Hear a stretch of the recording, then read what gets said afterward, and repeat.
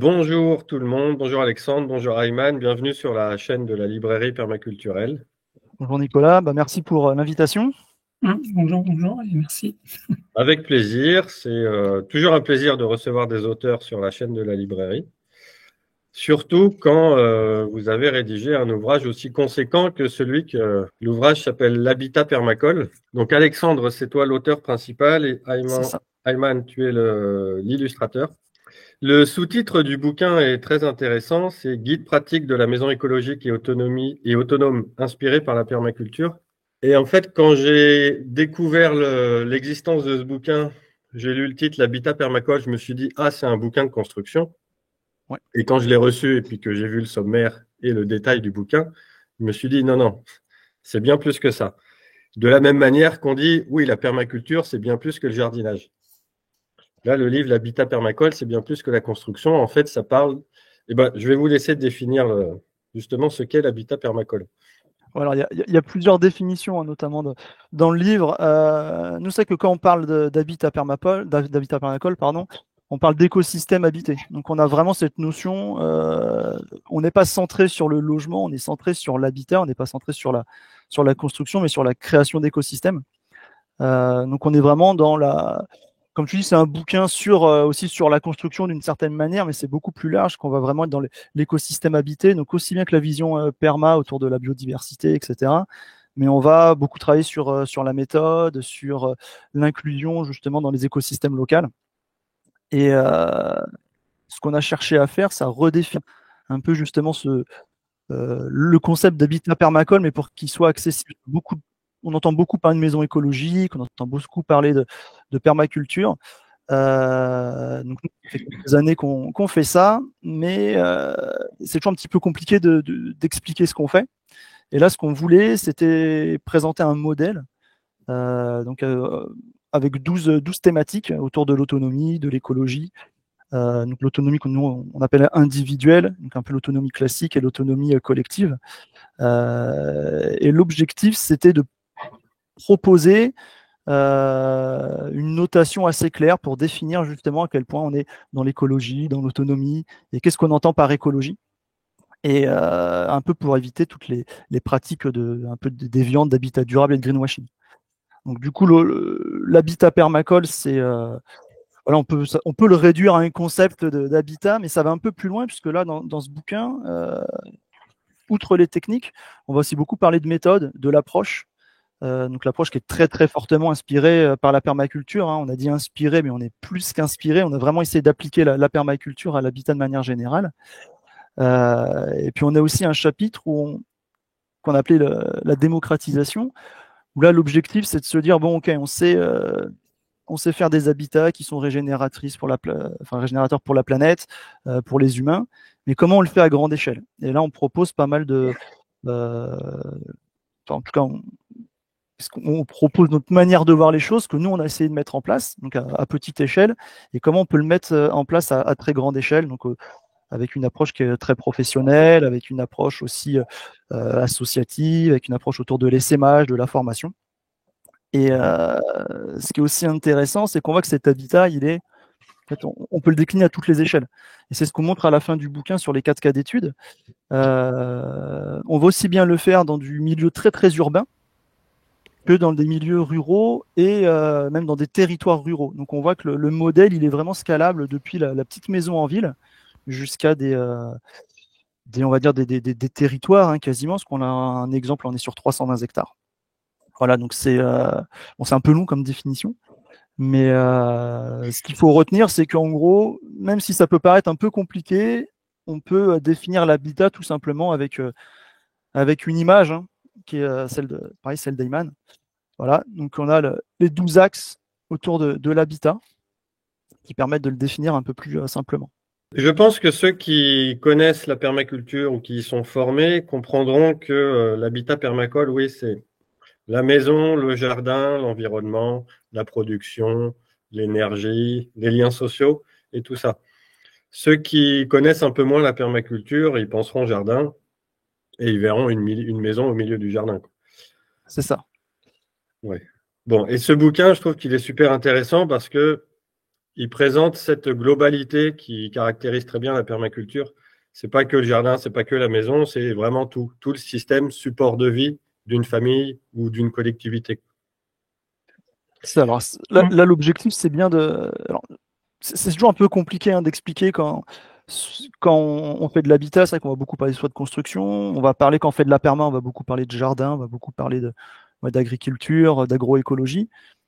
Et là, l'objectif, c'est vraiment d'avoir toute la partie socio, agro, construction, ramener dans un concept un peu assez simple à aborder, assez unifié, mais qui s'adresse quand même majoritairement à des professionnels, parce que c'est ce qu'on essaye en fait, ce qu'on essaye de faire, c'est que les gens qui sont côté perma tendent un petit peu plus vers l'éco-construction, et que les gens qui sont dans l'éco-construction, les architectes, etc., comprennent aussi l'aspect assez global de la démarche. Ok. Alors, cette dimension professionnelle, j'imagine que si vous en parlez, c'est parce que vous êtes vous-même professionnel. Ouais, alors. Donc, question, qui êtes-vous? Donc, est-ce que vous pouvez vous présenter tous les deux? Et quelle est votre légitimité à parler d'habitat permacole? Ouais, alors on a plusieurs casquettes. On va dire la casquette principale quand on a écrit le livre, on l'a écrit avec notre expérience professionnelle. Donc on travaille tous les deux dans un bureau d'études, donc un petit bureau d'études qui fait de la maîtrise d'œuvre globalement. C'est-à-dire qu'on accompagne des clients dans la conception, donc pour la construction ou la rénovation d'habitat, avec une démarche permacole. Donc c'est-à-dire qu'on va à la fois s'adresser à la construction ou la rénovation écologique, et on va travailler sur l'aménagement avec l'approche permacole du jardin ou du terrain. On travaille quand même beaucoup en milieu rural. Et on a aussi une dimension autour de l'activité qu'il va avoir sur le lieu. C'est-à-dire qu'on va beaucoup travailler sur les fonctions, pas juste l'habitat à titre privé, mais aussi l'habitat, souvent avec une dimension ou semi-professionnels des personnes qui vont habiter. Donc on est vraiment au final, on est maître d'œuvre. Ayman, il se présentera, il est architecte. Donc nous, le parti pris, on vient du milieu associatif, on a fait pas mal de chantiers participatifs, on a accompagné pas mal de projets bénévolement, et on voyait beaucoup de projets qui avaient du mal à aboutir, et on était beaucoup sollicités pour donner un peu plus que du temps bénévole. Et du coup, on a monté le bureau d'études tout simplement parce qu'on avait, à partir du moment où on a voulu se professionnaliser, il fallait s'assurer. Et du coup, on a monté le bureau d'études tout simplement pour avoir une assurance décennale. Et maintenant, ça fait 4 ans qu'on fait ça quasiment au quotidien. Donc la vision pro, en tout cas, vient de notre expérience. Et en fait, le bouquin, c'est juste un partage d'expérience. On voit que on décrit notre manière de travailler, et on essaie de la partager pour qu'elle soit, on le dit, je crois, dans l'introduction. Là, c'est un passage aussi de flambeau. C'est que l'objectif, alors, il y a plein de choses. On n'a rien inventé. On a agrégé pas mal de choses dans un concept un peu global. On a essayé d'avoir une approche, une méthode transverse professionnelle qui est totalement calquée sur la méthode de design en permaculture et la méthode classique, en tout cas, d'architecture française. Et on a illustré ça, on a mis ça dans un livre. Et l'objectif, c'est de montrer que c'est faisable de faire de l'habitat permacole, que l'habitat permacole, on peut l'avoir avec une approche professionnelle, sérieuse. Et par contre, on n'est pas assez d'une poignée de personnes dans le bureau d'études pour avoir un vrai impact, parce que notre impact, il est avant tout c'est l'impact qu'on a avec l'association. C'est-à-dire que nous, ce qui nous intéresse, c'est la transition écologique. Là, ça fait une dizaine d'années maintenant qu'on est engagé dans cette voie-là. Et là, l'objectif, c'est de soutenir la transition écologique via une approche professionnelle. Et du coup, puisqu'on est un peu débordé par les projets qu'on doit mener, c'est de se dire, on va essayer de partager un peu ce qu'on a essayé de faire, nos retours d'expérience, et on l'a mis dans un bouquin qu'on essaie de rendre abordable. Ok. Ayman, est-ce que tu peux te présenter et dire quels sont tes liens avec la permaculture? Donc oui, moi c'est Ayman. Donc, j'ai un diplôme d'état d'architecte de l'école de Nantes, de l'école d'architecture de Nantes.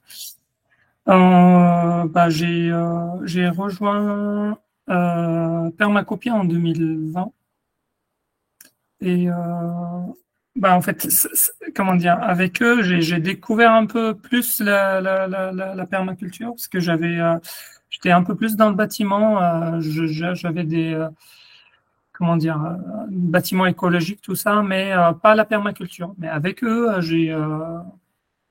donc j'ai découvert un peu plus.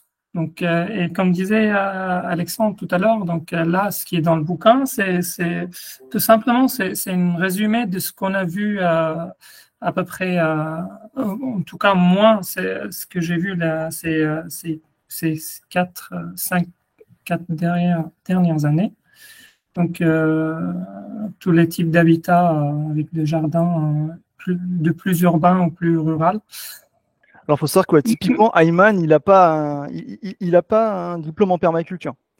En fait, quand Ayman il nous a rejoint, il avait déjà, alors il avait des connaissances parce qu'il n'a pas tout dit. Il a des connaissances passées. Il a grandi dans des contrées un peu plus lointaines en tout cas que la Bretagne et les Pays de la Loire où on est actuellement.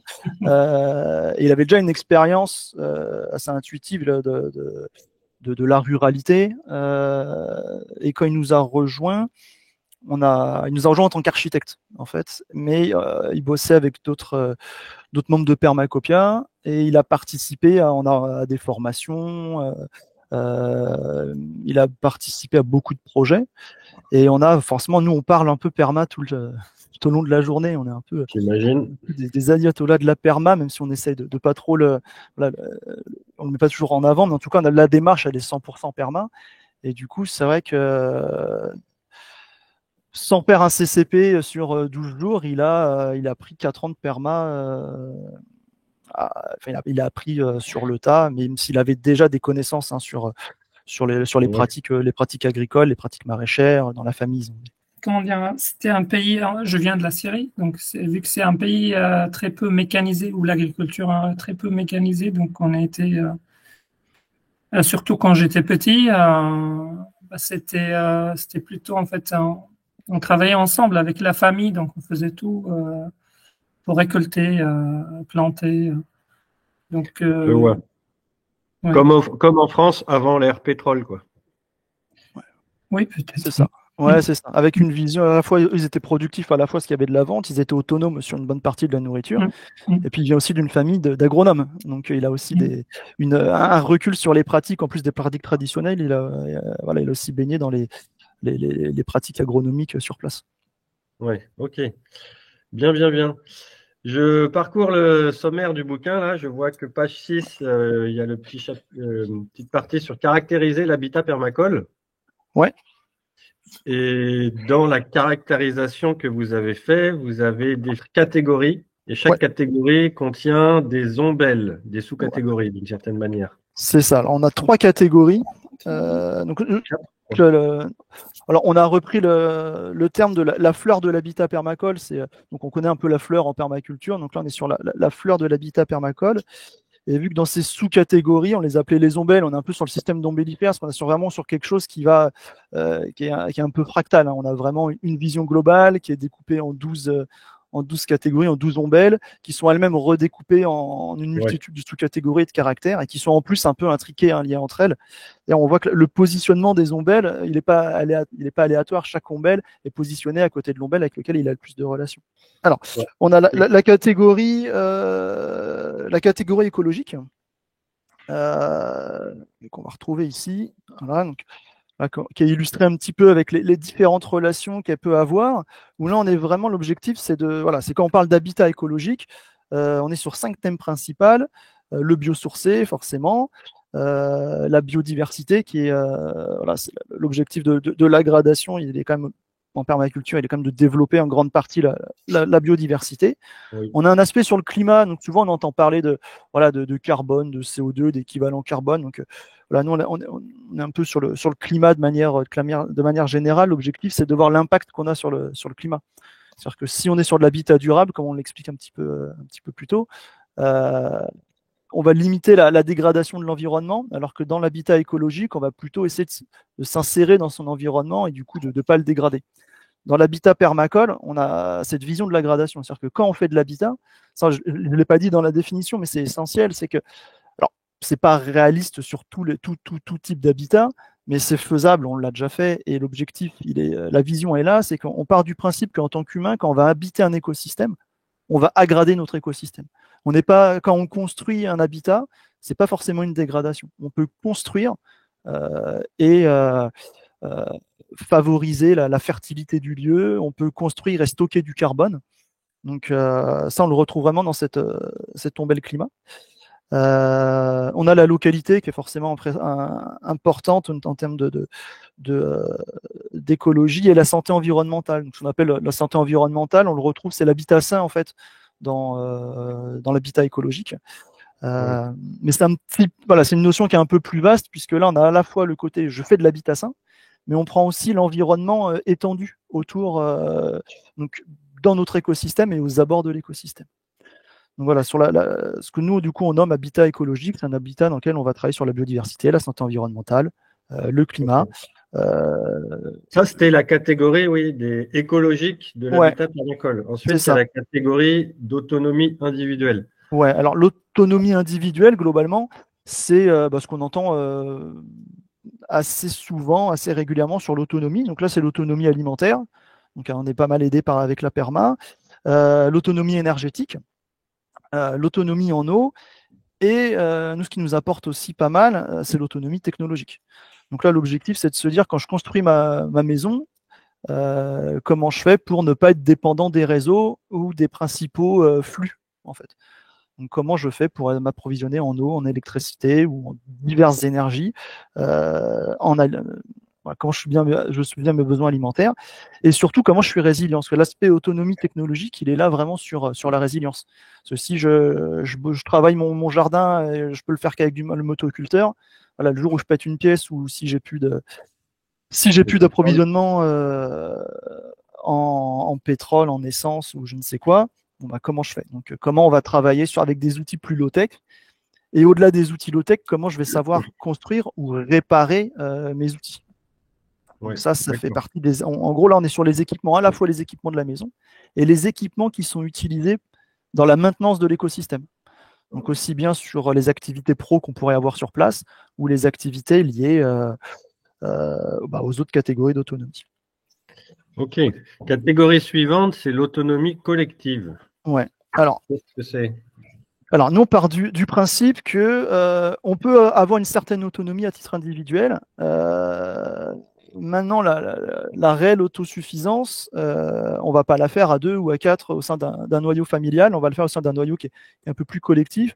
Donc là, l'objectif, c'est de se dire, si on veut vraiment tendre vers l'autonomie, donc là, on va vraiment parler de zone 6, on va vraiment être sur un aspect territorial, ça va être les échanges, tous les échanges, notamment les échanges de savoir qu'il va y avoir au sein de l'écosystème ou favorisés par notre écosystème habité. Donc, on va avoir l'aspect sur les compétences. Voilà, faut pas se le cacher. Pour être autonome, il faut savoir faire beaucoup de choses ou avoir accès à pas mal de compétences. Donc, quelles sont les compétences qu'on va avoir sur un territoire et qui vont pouvoir nous aider à être autonome. On a une embelle autour de... Ouais. Concrètement, les compétences, ça serait d'avoir, par exemple, différentes personnes qui ont des métiers utiles à la communauté. C'est ça, c'est une agrégation de métiers utiles, d'artisanat, de savoir-faire. Et en fait, on est à l'opposé du bullshit job. L'objectif, c'est ça, c'est d'avoir des gens qui savent travailler la terre, qui savent travailler les matériaux, qui savent travailler l'humain.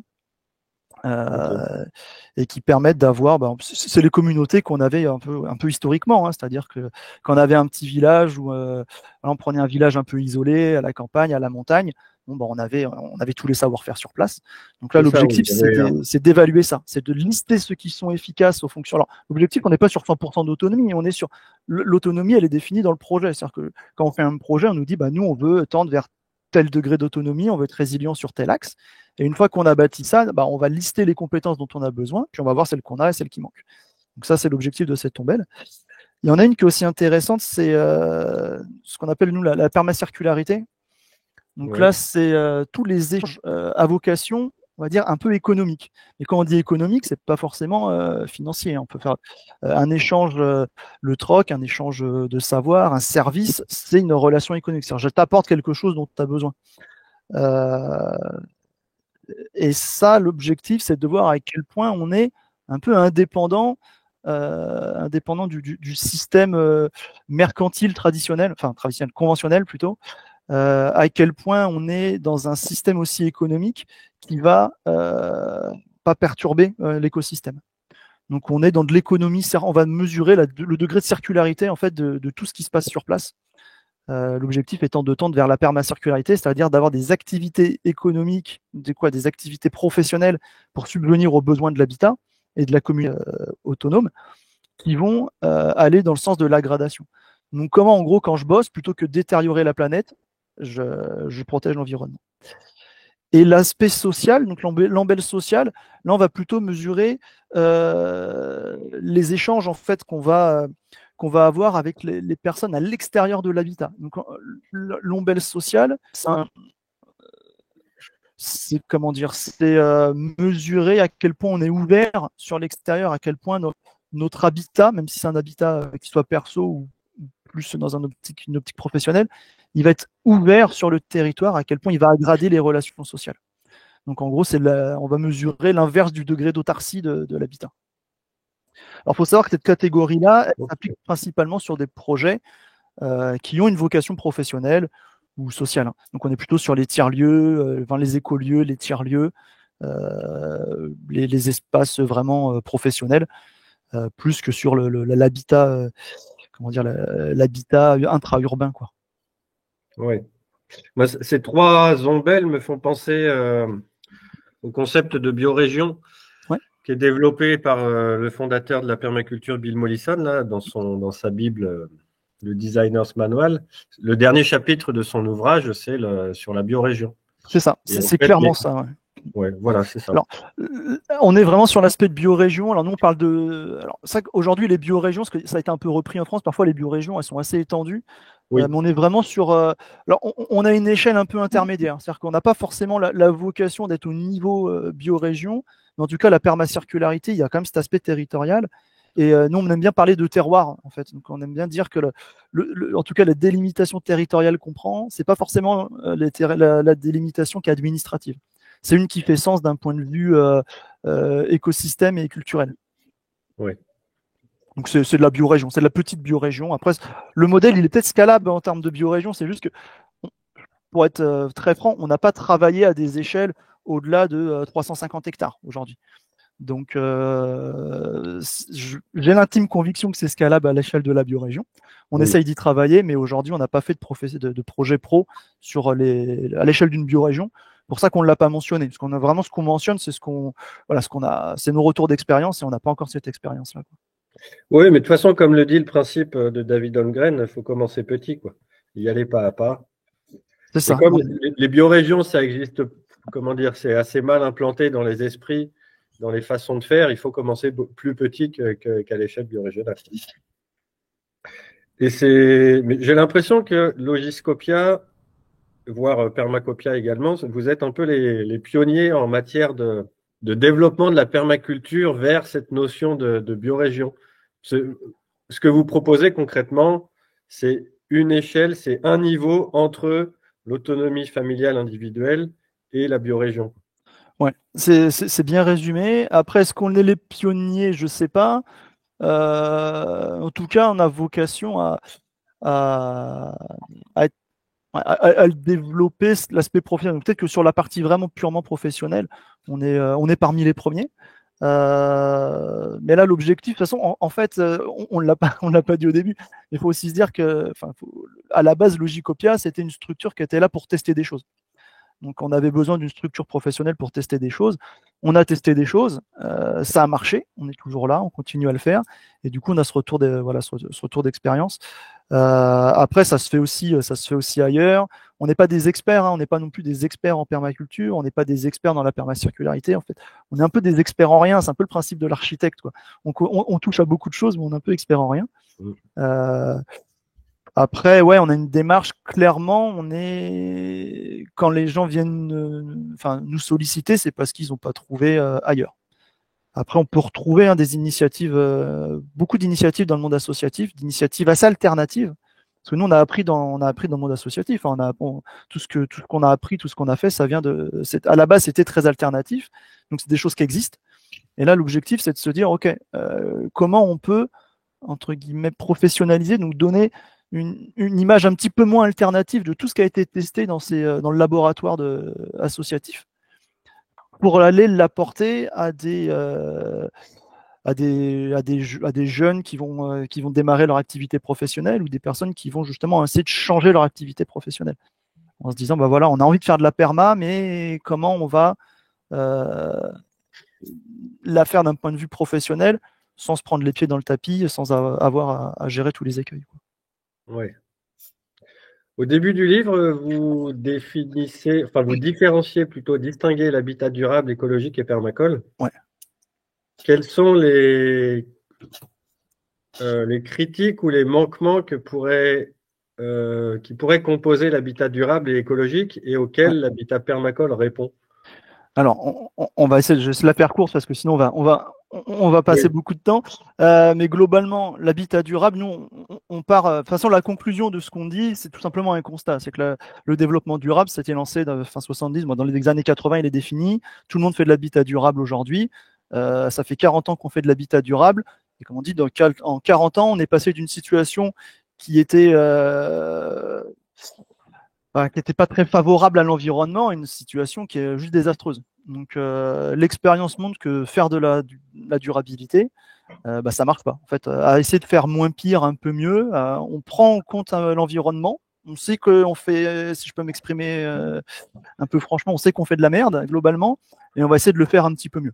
Mais le constat de tout ça, c'est que aujourd'hui, on est dans une situation qui est mortifère au possible. Donc l'habitat durable, ça veut tout dire et rien dire. Dès qu'on fait un peu de... Voilà, aujourd'hui, on est RT 2012 ou RE 2020, on fait de l'habitat durable. Ouais, ok, on fait attention à l'énergie maintenant. On artificialise des sols, on fait du béton, on utilise des ressources pas renouvelables, on fait du CO2, on met de la laine de verre, etc., etc. Donc, le constat, il est assez amer. Hein. On rattache aussi tout ce qui va être éco-quartier à l'habitat durable. Hein. C'est-à-dire qu'on fait attention aussi parce qu'il y a beaucoup de personnes qui vont mettre le éco devant pour faire des choses durables. Donc aujourd'hui, tout est durable et la situation n'a jamais été pire qu'elle l'est actuellement. L'habitat écologique, on a un constat qui est assez différent. C'est-à-dire que l'habitat écologique, on essaye de faire, on fait de l'habitat écologique.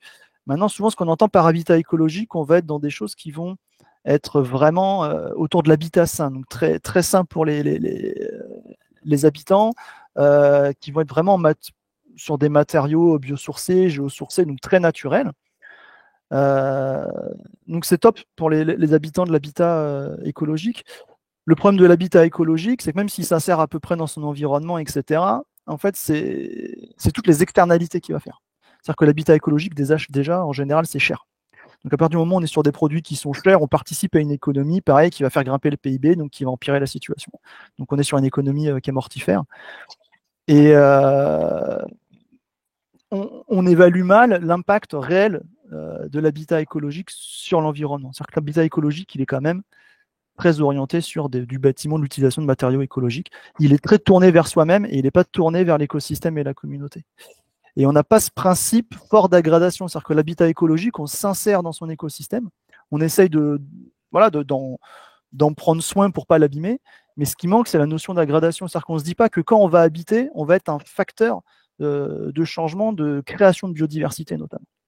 Et c'est ça qui manque, la grosse notion qui manque dans l'habitat écologique, c'est celle-là, c'est la notion essentielle de la perma. Une fois de plus, c'est l'aggradation. C'est-à-dire qu'on peut habiter, mais on peut habiter sans dégrader, ça c'est une évidence, mais on peut habiter en étant un peu les architectes du vivant et en développant justement l'écosystème d'un lieu, et on peut habiter en stockant du carbone typiquement. Donc ça, c'est l'habitat permacole. D'accord. Tu disais habitat écolo, c'est cher. Pas toujours, mais souvent, ouais. Quelle est la technique, la méthode, les matériaux que vous conseillez? Ouais. Alors c'est cher, notamment si on fait faire. quand on fait faire de l'habitat écologique, c'est cher. Attention, l'habitat permacole, ça peut être très cher aussi, ça dépend comment on le fait. Hein.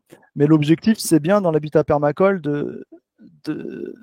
d'avoir un focus fort sur l'accessibilité, la localité des matériaux et des matériaux qui sont abordables. Nous, c'est qu'on privilégie beaucoup la paille. On a pas mal, on s'est beaucoup intéressé au réseau français de la construction paille et on met énormément en avant la construction paille, bois terre paille notamment. Quand on dit bois terre paille, souvent c'est avec le moins de bois possible, quand même. Mais alors, l'objectif, c'est d'avoir des matériaux qui sont avant tout qui sont locaux, naturels et abondants et peu transformés. Donc ça, d'un point de vue un peu conceptuel, c'est ce qu'on cherche, ces 4 critères-là. Et clairement, ces 4 critères, en France, c'est la paille. Hein. La paille, dans un rayon de 10 km, 10 à 15 km, on trouve de la paille, toute paille, tout type de paille, hein, céréalière. Une fois ballottée, donc on la transforme pas, juste on la compresse un peu et on construit avec. Et c'est juste un matériau qui est génial. Donc ouais, on promeut la construction paille. Après, on fait pas que de la construction paille, hein, bien sûr. Oui, dans le livre, vous appelez ça le BTP, ouais. Bois terre paille. Ouais, le nouveau BTP, ouais, on a un petit, on a un peu essayé on en rigole un peu, mais ouais, c'est pour nous le BTP, c'est ça va être le bois terre paille, quoi. C'est pas ça va pas être les bétons de ciment et le sable, parce qu'on l'oublie, hein, souvent on l'oublie, en tout cas, peu de gens le savent, mais rien que le sable, c'est quelque chose qui n'est pas renouvelable. C'est-à-dire qu'aujourd'hui, le sable de rivière, le sable qu'on a sur le sable côtier, c'est utiliser du sable dans la construction, c'est pas anodin. C'est un très très fort impact, même social. Hein, il y a même des mafias du sable en Inde, donc là, le BTP doit clairement se réinventer. Alors, il doit pas se réinventer, il doit se transformer dans ses pratiques. Parce que nous, on n'a rien inventé. Hein. On est allé juste on a testé des choses et on a récupéré les choses qui marchent. Donc, il faut savoir qu'en France, il y a un réseau de la construction paille avec des formations pro paille. Il y a des professionnels, des architectes, des artisans. On a des gens qui ont vraiment, on a une filière paille qui existe, mais il n'y a pas un lobby paille. Donc, on essaie un petit peu de se faire le porte-voix de ça. Dans les études de cas que vous présentez dans le bouquin, là, il y en a 4. C'est la seconde partie du livre. Donc, il y a l'habitat permacole en milieu urbain. Vous donnez des ordres de grandeur de parcelles, donc 50 à 300 mètres carrés. L'habitat permacole périurbain, microferme, 1000 mètres carrés. Ensuite, habitat permacole en milieu rural, 2 à 6 hectares. Et habitat permacole territoire rural à partir de 100 hectares. Ouais, donc là, c'est vrai que typiquement, voilà, ça c'est l'habitat urbain. Là, on est sur 130 mètres carrés. Donc, on le décline sur 50 et 300 mètres carrés. Donc, c'est un peu l'habitat le plus répandu. Ma question, vous-même, dans quelle catégorie d'habitat vous habitez et quels sont les ordres de grandeur d'habitat permacole que vous réalisez le plus souvent? Ouais. Alors, moi, en termes d'habitation, alors je suis entre le 2 et le 3. Donc moi, je suis sur quasiment 2 hectares. Donc je suis sur un petit habitat rural, on va dire. Voilà, donc c'est quand même une échelle qui est intéressante. J'ambitionne d'avoir peut-être un jour un peu plus, mais c'est ce qu'on dit aussi beaucoup dans le livre. Hein, c'est que attention, la permaculture, l'autonomie, c'est bien sûr que c'est atteignable. Après, c'est le temps qu'on y consacre. Donc, il faut avoir, suivant les activités qu'on a, il faut pouvoir tenir hein, son terrain. Voilà. Donc, moi, personnellement, voilà, plutôt aux alentours de 2 hectares. Je laisserai après Ayman en parler. Alors, Ayman, pas de chance, il habitait dans un écolieu et là, récemment, pour un point de vue professionnel, il s'est mis en ville. Donc, c'est un peu plus compliqué, même si c'est un peu dur à vivre pour lui. Je te laisserai en parler. Et pour nos clients, on est quand même. Alors, ça dépend, ça change un petit peu. En fait, nous, les clients, on a un peu choisi les clients en fonction comment dire, on parle un petit peu d'innovation de laboratoire. On a aussi choisi nos clients en fonction de ce qui nous intéressait comme opportunité de développement. Les clients sur lesquels historiquement on travaille et sur lesquels il y a le plus d'autonomie, on peut mettre le plus de choses en place, c'est les clients avec des habitats ruraux, clairement. Donc on est plutôt sur de l'ordre de quelques hectares. En général, on est entre 3 et 20 hectares sur pas mal d'habitats. Mais sur de la construction neuve, aujourd'hui, on est plutôt sur du périurbain, donc aux alentours de 1000 mètres carrés. Ayman, est-ce que tu peux décrire un peu dans quel environnement tu habites? Enfin, dans quel habitat permacole tu habites, tu habitais? Ah, que j'étais avant, oui. C'était, je me rappelle, c'était peut-être à peu près 500, 600 mètres carrés, peut-être un peu plus. Ouais, peut-être 1000, hein. Mais avec comment dire, des vergers, des terrains qui sont un peu plus loin de la maison, qui sont pas attachés à la maison. Donc ça, en fait, Ayman, à un moment, a logé sur le projet, dans le dernier projet. Donc du coup, ah oui, moi je parlais d'un peu. Ah, tu parlais avant. Excuse-moi, avant. tu parlais de la oui. Oui. Désolé. Mais là, pour l'instant, je suis en ville. Hein. Donc, ouais. Qu'est-ce qu'on peut développer en ville? J'ai même pas un petit balcon pour faire de la micro. Il est obligé d'aller chez les copains. Mais on arrive à le faire bosser, il n'y a pas de souci quand il en a besoin. Je crois que quand on habite en ville, produire sa nourriture dans son chez-soi, c'est difficile. Moi, dans la rayon de la librairie, il y a des bouquins sur cultiver son balcon. Quoi. Mais c'est illusoire d'imaginer être autonome avec ça. On l'aborde notamment dans l'habitat urbain, dans le cas d'études sur l'habitat urbain, on aborde l'agriculture urbaine. C'est-à-dire que là, clairement, on peut avoir une certaine résilience alimentaire quand on habite en ville, sur des petits terrains. On peut être très productif, on a des petits terrains extrêmement productifs sur tout ce qui va être petits fruits, maraîchage. Mais clairement, on explore aussi justement dans l'aspect permacircularité des activités du logement, etc. Le fait de travailler de s'impliquer dans des initiatives d'agriculture urbaine. Et là, on évalue l'habitat en ville avec l'agriculture urbaine et sans s'impliquer dans l'agriculture urbaine. C'est clairement, c'est presque une obligation si on veut vraiment s'assurer une certaine résilience. Outre la map sur laquelle on peut s'abonner quand on est en ville, c'est d'aller chercher à développer l'autonomie de sa ville, même si on a un point de vue assez tranché sur l'agriculture urbaine, mais ça reste un bon levier. Ça reste un bon levier pour apprendre, ça reste des bonnes initiatives. Après, les impacts, ils sont plus que limités, quoi. Votre avis tranché sur l'agriculture urbaine, c'est... Alors, je me suis trahi. Alors, on s'est pas mal intéressé aussi un temps à l'agriculture urbaine. On s'y intéresse toujours.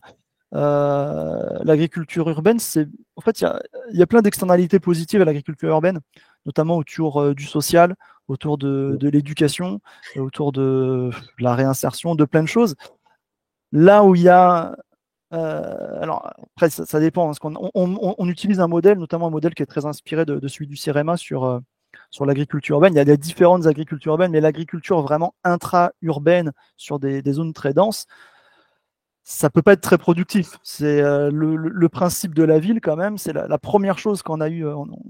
On a développé les villes quand il y a eu le développement de toutes les activités urbaines. La première chose qu'on a fait, c'est déléguer les ressources et notamment l'alimentation à l'extérieur. Donc la ville, elle est construite en opposition justement à la ruralité qui est nourricière. Donc l'autonomie sur les ressources et l'autonomie alimentaire, dans un cadre urbain, c'est quasiment impossible. Donc je crois que c'est ce qu'on dit dans le livre, que l'agriculture urbaine, c'est un oxymore. Mais voilà, faut pas acheter le bébé avec l'eau du bain, comme on dit. Et il y a plein de choses, positives dans l'agriculture urbaine. Faut aussi se dire, nous-mêmes, on y a participé. C'est quelque chose qui parfois nous appelle à aller justement à prendre conscience de pas mal de choses et de s'éloigner après des centres urbains.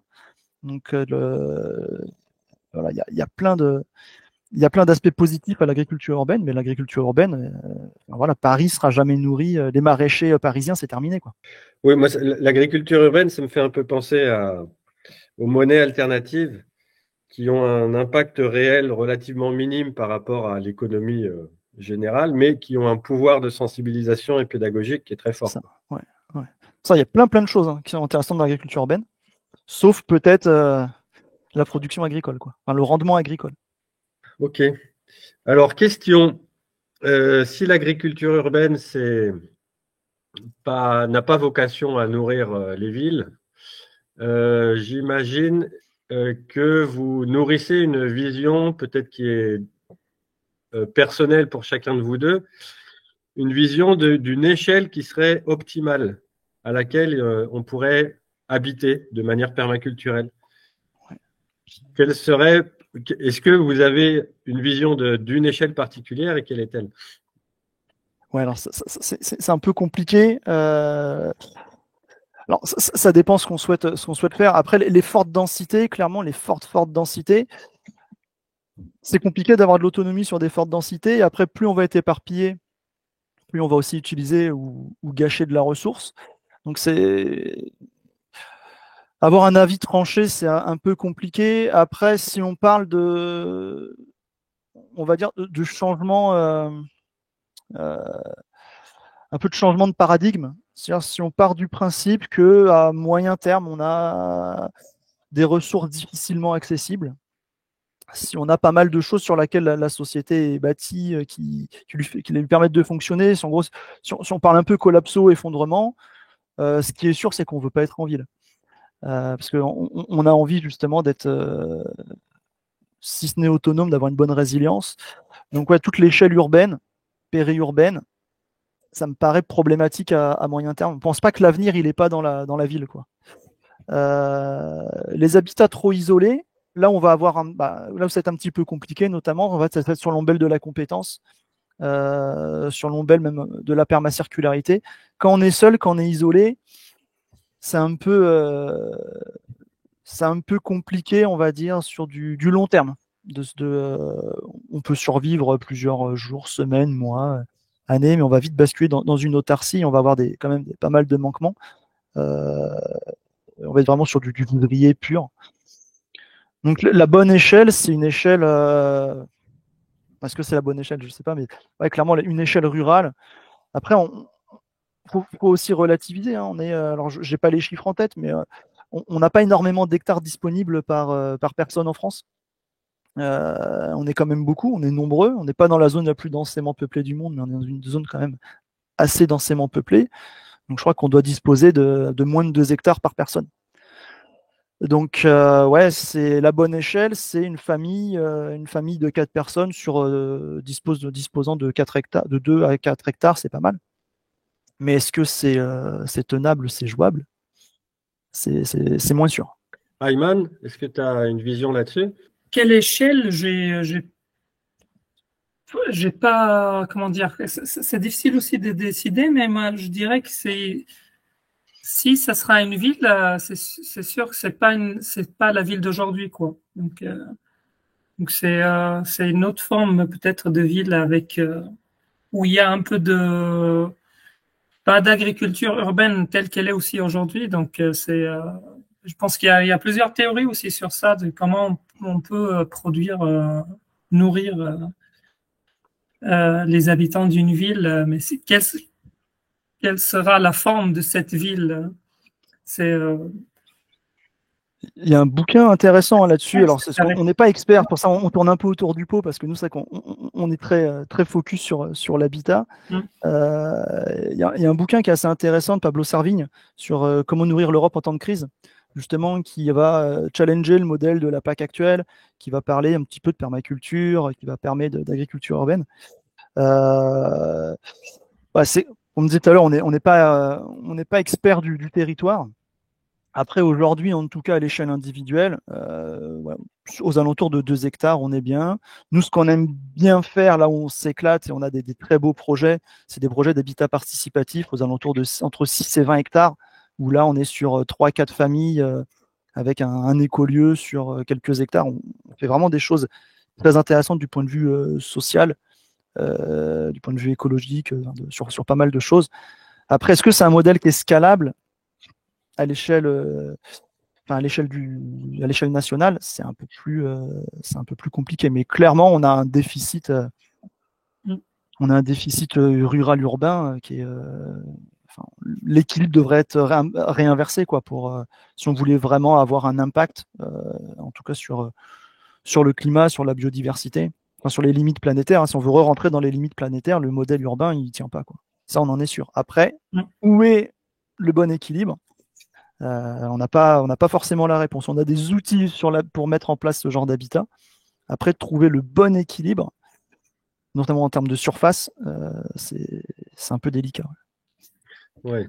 Quand challenge, en fait, après, ça dépend tout simplement de ce qu'on a besoin. Si on est sur une société qui était sobre, il n'y aurait pas de souci. Après, c'est quand on challenge en fait l'espace de vie, si on challenge en fait le mode de vie. Et c'est là où, pour nous, c'est un peu compliqué parce qu'on a nos convictions perso, on va dire, mais c'est pas forcément celle de tout le monde. Et le but, c'est pas d'arriver avec un. En fait, on est sur un modèle d'habitat. Forcément, on est sur un modèle qui prône la sobriété. Maintenant, on décide pas à la place des gens sur le mode de vie qu'ils choisissent. Après, clairement, si on veut aggrader la planète, hein, si on veut rentrer dans les limites planétaires, non seulement arrêter de dégrader, mais faire en sorte d'inverser le processus, il faut faire, si ce n'est je sais pas si des sacrifices consuméristes, si c'est vraiment des sacrifices, mais il faut clairement apprendre à vivre autrement et à vivre plus sobrement. Mais là, on est sur de la politique, on est sur de la société, on s'éloigne beaucoup de ce qu'on sait faire ou ce qu'on essaye de faire autour de l'habitat, hein, de l'architecture et de la perma. Quoi. Pourtant, ce que vous faites au travers de votre entreprise, à mon avis, prendra un essor le jour où soit la politique soutiendra votre initiative, ou alors nécessité fera loi, ça veut dire qu'il n'y aura plus de pétrole, il n'y aura plus de confort, il n'y aura plus rien.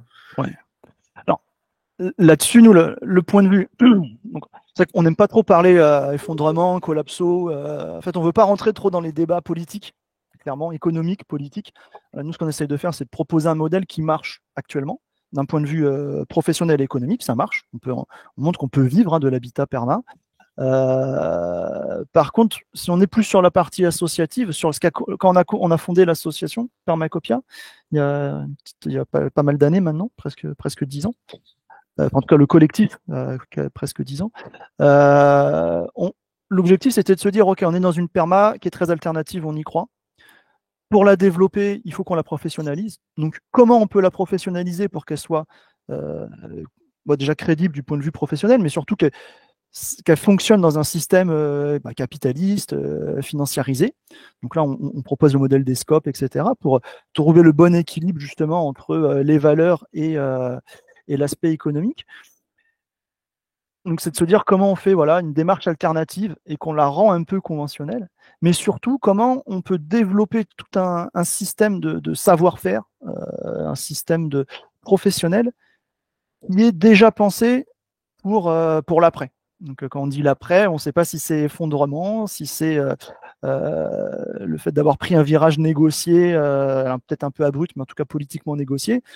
Mais on se dit que ce qu'on me propose, ça marche aujourd'hui dans n'importe quelle entité juridique, ça marche très bien avec des scopes, mais ça marchera aussi si demain il n'y a plus, s'il n'y a plus d'euros, s'il n'y a plus de pétrole, si on revient à des choses plus simples sur du vivre ensemble, du faire ensemble, de l'échange, etc. En fait, on a un modèle qui la permacircularité, tout simplement, c'est un modèle qui peut fonctionner, qui est compatible, plus ou moins compatible à certains niveaux avec l'économie et les règles du marché actuel, mais c'est surtout un modèle qui tend vers une autre société et vers un monde je sais pas si c'est post-capitaliste, mais en tout cas post le modèle actuel. C'est marrant puisque quand on parle de permaculture, on n'aime pas trop parler politique, mais on en fait. Peu de gens, j'ai rarement croisé des gens dans la perma qui ne le font pas dans une démarche, alors si ce n'est politique, au moins militante. On a été militants, on a commencé comme tout le monde, on le fait parce qu'on sent qu'il faut le faire. On le fait pour une raison qui nous dépasse un peu. On est clairement engagé. Après, l'objectif, c'est que ça, aujourd'hui, on n'est pas, on est engagé en faisant. On est un peu des militants du quotidien. C'est-à-dire qu'on a essayé d'aligner nos convictions avec une entreprise professionnelle. Quand je dis entreprise, une manière d'entreprendre, c'est-à-dire nous, on travaille on s'investit professionnellement dans quelque chose qui est raccord avec certaines positions militantes. Donc, notre manière de militer aujourd'hui, c'est de faire de la perma, c'est de professionnaliser la perma. Donc, ouais, c'est forcément politique peut-être au sens noble du terme. Mais ça, on porte une vision du monde. le problème, c'est qu'on ne veut pas être marqué politiquement, déjà parce qu'on a des opinions qui sont divergentes au sein de Permacopia d'un point de vue politique, même si on peut en parler on en parle entre nous sans souci. Mais l'objectif, c'est de s'adresser à tout le monde. C'est-à-dire que nous, on ne veut pas être catalogué, on fait telle écologie, ou voilà, on va parler un petit peu d'autonomie, de communauté au sens biorégion. Donc, on va être sur, voilà, est-ce qu'on est, est-ce qu'on est jacobin ou pas, je sais pas. Voilà, tout ça, il y a plein de choses qu'on pourrait aborder. On n'a pas envie de le faire, mais clairement, le but, c'est pour ça qu'on a cet aspect très, très conceptuel, modèle, méthode. Et l'objectif, c'est que chacun puisse le faire et le faire à sa façon. C'est-à-dire que, quelle que soit sa volonté, ses ambitions, plus sur l'écologie, plus sur l'autonomie, sur la biodiversité, sur le climat, en fait, on peut adapter. Le but, c'est que chacun puisse adapter son habitat, sa manière de vivre en fonction de ses convictions, et que surtout, ça soit repris par tout le monde, quoi. Qu'on soit complètement à droite, du coup, je suis complètement à gauche, complètement à droite de l'échiquier politique, etc. Nous, c'est pas trop le débat. C'est-à-dire, l'objectif, c'est d'avoir un modèle que tout le monde peut reprendre. Et de ne pas trop s'immiscer dans les convictions politiques, perso. Oui, qu'on soit à droite ou à gauche, on a besoin d'une maison pour habiter, on a besoin d'un jardin pour produire sa nourriture, ou d'un ami qui est maraîcher qui le ferait à notre place, etc. Les besoins essentiels de l'être humain restent les mêmes. C'est ça, on est dans le même bateau, après on rame pas pareil, mais voilà, clairement, l'objectif, c'est pas de cliver, en fait, c'est d'avoir une méthode. Alors, c'est un peu... Ouais, c'est peut-être un peu ambitieux, mais le but, c'est d'avoir une méthode un peu générique. C'est un peu ce qu'on essaie de faire dans le bouquin. Voilà, il est beau, il est illustré, on partage une expérience. Mais l'objectif, c'est de se dire, voilà, ce qu'on essaie de partager, ça reste, même si c'est très, très engagé, ça reste neutre. Ça veut dire que tout le monde peut s'en saisir et le mettre en œuvre avec ses convictions. Donc, le public à qui est destiné le bouquin, c'est principalement les professionnels ou ça peut aussi être les particuliers? Non, alors les professionnels, ouais, qui veulent challenger ou être inspirés dans leur pratique professionnelle, donc les professionnels du paysage, de l'agro, les archis, les constructeurs, etc. Clairement, c'est une cible, hein, c'est peut-être même le cœur de la cible. On s'adresse avant tout on veut s'adresser à des gens qui vont pas être butés par l'aspect professionnel. Après, c'est un livre qui est, tu l'as un peu feuilleté, qui reste hyper abordable. En fait, le parti pris qu'on avait avec Ayman, c'est de se dire, en fait, nous, on aime bien les images, et on s'est dit, c'est un livre qu'on peut lire visuellement. C'est-à-dire qu'on peut, juste en regardant les images et en lisant les titres, et à la limite les légendes des images, je pense qu'on comprend le bouquin. Après, on peut à certains moments aller faire des focus. Donc, c'est un bouquin qui est très, très accessible. Mais clairement, c'est pas forcément un bouquin pour débutants. Sauf si on veut l'aspect artistique, on peut, voilà, si on peut profiter de l'aspect artistique du travail d'Ayman et May, ça, tout le monde peut en profiter. Mais on va plutôt s'adresser à des gens qui ont déjà voilà, des notions de perma ou qui ont un vrai projet d'habitat, quoi. C'est des gens qui sont déjà un petit peu engagés, qui vont se dire ouais, je vais faire quand même l'effort de lire le bouquin. Mais c'est pas une introduction, quoi. Le contenu n'est pas grand public, sauf peut-être les images. Enfin, il est grand public avec les images, mais sur le fond, c'est vrai je pense que tu l'as lu, l'objectif, c'était pas de faire un énième bouquin sur qu'est-ce qu'il faut planter, c'est quoi la perma, etc., quoi. Si on prend pas mal de concepts et on les met en application dans un ensemble un peu global, mais on va pas aller faire de la pédagogie sur chacun des concepts, quoi. On va plutôt challenger ou discuter notre mise en place notre application des concepts. Donc ouais, c'est... Oui, moi je pense que pour les professionnels, il sera un très bon support pour faire évoluer leur pratique vers plus de résilience et apporter de l'autonomie générale dans les projets professionnels. Et pour les particuliers, à l'échelle familiale, à mon avis, il parlera plus à ceux qui ont cette vision globale qu'apporte la permaculture. Il y a certaines personnes qui apprécient la permaculture, mais qui ont, comment dire, c'est pas méchant ce que je vais dire, mais parfois qui sont pas très bien câblés pour avoir la vision globale. On a tous des cerveaux différents. Il y en a qui ont cette vision globale et il y en a qui l'ont un peu moins. Mais du coup, pour ceux qui ne l'ont pas, voilà, ça pourra peut-être être un petit peu trop théorique pour eux, quoi. Ouais. On a essayé d'être abordable, mais de justifier un peu ce qu'on dit. Donc, il y a quand même ce côté un petit peu théorique dans le bouquin. En fait, il y a des personnes, quand il y a une méthode, ça les dérange de la suivre. Ils ont l'impression de se sentir enfermés. Et là, votre bouquin, il propose une méthode justement pour pouvoir penser son projet. Ouais. On est un peu dans la méthode, c'est-à-dire qu'on est comme sur une méthode qui reste, on le dit bien, on n'est pas sur un guide pas à pas, quoi. C'est pas la méthode, on suit chaque étape par chaque étape. C'est une méthode qui s'adapte un peu à tous les contextes, mais clairement, il y a une démarche qui est méthodique, il y a quelque chose à suivre, quoi. Et c'est bien d'avoir les notions de perma ou les notions d'éco-construction pour les mettre en œuvre, quoi. Le bouquin permettra pas d'apprendre l'éco-construction ou la perma. Eh ben, merci pour cet entretien. Donc, le livre L'habitat permacole, rédigé par Alexandre Baudin et illustré par Ayman, disponible à la librairie permaculturelle, bien entendu. Il coûte 32 €. Il est édité chez Erol. Voilà. Juste une petite formation. Il y a aussi Maïla qui a participé à l'illustration. Ta compagne, c'est ça, si j'ai bien compris. Oui. C'est un travail d'équipe. Oui, je vois qu'elle est créditée aussi dans les illustrateurs. Oui, bien sûr. Ouais.